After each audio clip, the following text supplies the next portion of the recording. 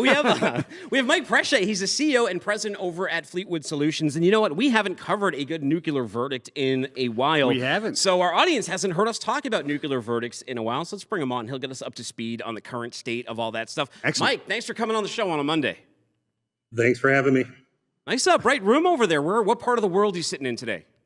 I'm in Florida today, so it's bright and sunny, unlike Wisconsin where I live. So. Okay. All right. You're still a Packers fan, though, right? You didn't jump to be a Dolphins fan. Never. I'm a true blue Packer fan. So yeah, you can't nuke your fanhood, but there can be nuclear verdicts in trucking. For those who are unfamiliar, let's just start at the beginning. What is a nuclear verdict? Why do we use that term? What does it mean?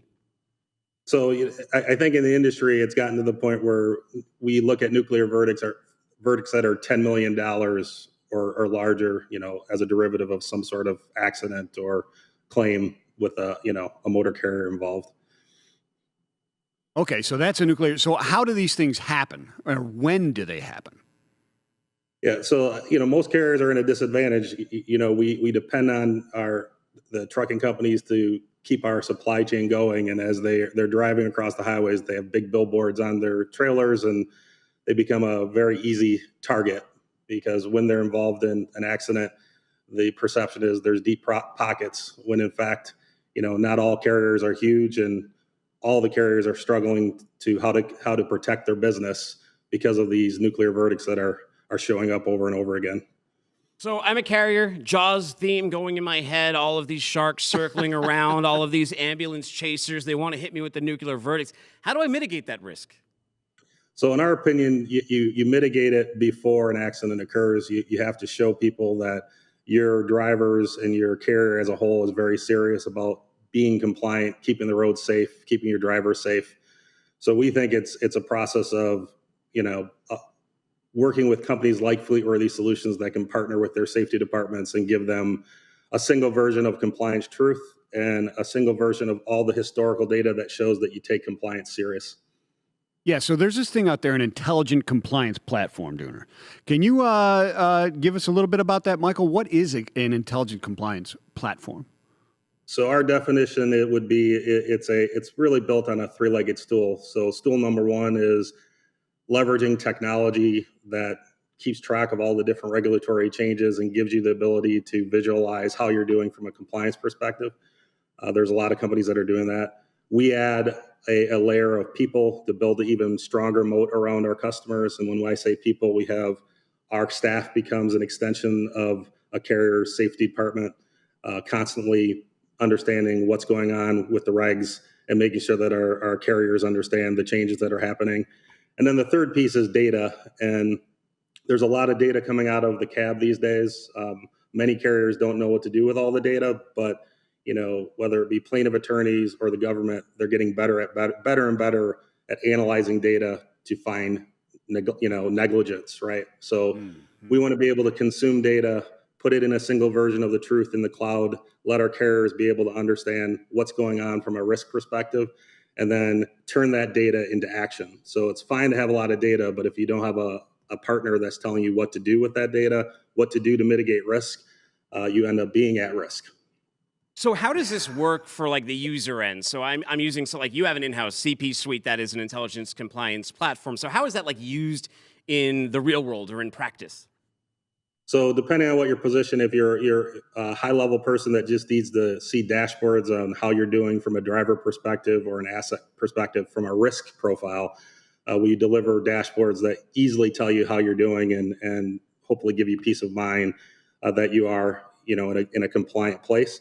If you're not in a compliant place, our technology will review all the driver, all the asset information that's in our solution and trigger tasks and things on a daily basis so that we can improve the risk profile for our customer and their drivers. Yeah, so Michael, there's trucking companies out there that see these nuclear verdicts and see this type of stuff and think, well, man, it sucks to be you guys, but at least I'm fine. Why do all trucking companies need to really take a serious look and need to take that compliance seriously? Yeah, our slogan is beyond compliant. We say the reason we say that is just getting by when it comes to regulatory compliance is not enough. To me, that means you're just one incident away from a potential nuclear verdict.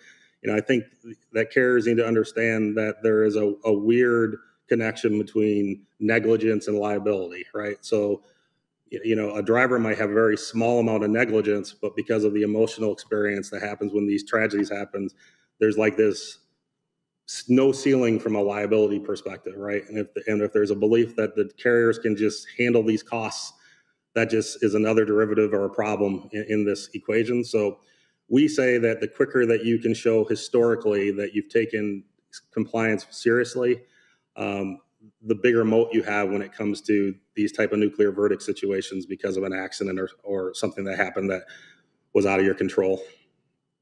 What do you think the biggest misconception is there about compliance and safety in trucking right now that you would love to see that sort of thinking shift? I think, I'm probably too philosophical, but I think in general, people forget that the person that's behind that cab or that steering wheel in a big truck is just like all of us. They're doing a job. It's a really important job, like we saw during the COVID pandemic, and the drivers being on the front line and trying to make sure that the rest of us could live our lives as well as we could. So I think there's this misconception that once you get into a big truck, you're part of some big company that has deep pockets. And that's just not the case, right? Very rarely do you see carriers that don't care about, the health of other people on the road. It's a highly regulated industry for that reason. And I think that gets lost once you get into an emotional situation in a trial and so on. That is a solid point. And earlier you mentioned the data, and you need to get control of that data because the plaintiff attorneys are going to get a control of that data. Is that a point that really needs to be driven home, that there is all this data out there? If you're not discovering it, somebody else is going to. So you need to get a hold of that and be compliant, right? Absolutely. And you have to be able to get all that dispersed data. And what we are pushing for is to have a single version or destination where you can look at that data horizontally, see what trends are happening, and kind of red thread things so that you can come up with a strategy to mitigate risk, right? So that's what we do at Fleetworthy. I have a great staff of people that are passionate about that. And, our ultimate goal is just to make sure that roads are safer and that our drivers that are working for carriers that are customers of ours can get home safely. Hey, we like it. One thing that really stuck out to me, too, is we've talked to a lot of insurance people. We've talked to insurer tech people, and I believe you are the only one that spent so much time talking about driver impact and the driver's perspective on what actually happens here. So I want to give you a little cowbell and commend you. Yeah, absolutely. Where do people reach out and learn more? So you can reach our website at www.fleetworthy.com. There's a plethora of information on that website, and we hope to hear from your audience. Well, thank you very much. Enjoy that Florida sunshine, and thanks for coming on the show today. Appreciate it. Thank you for having me. Thanks, Michael. Good stuff.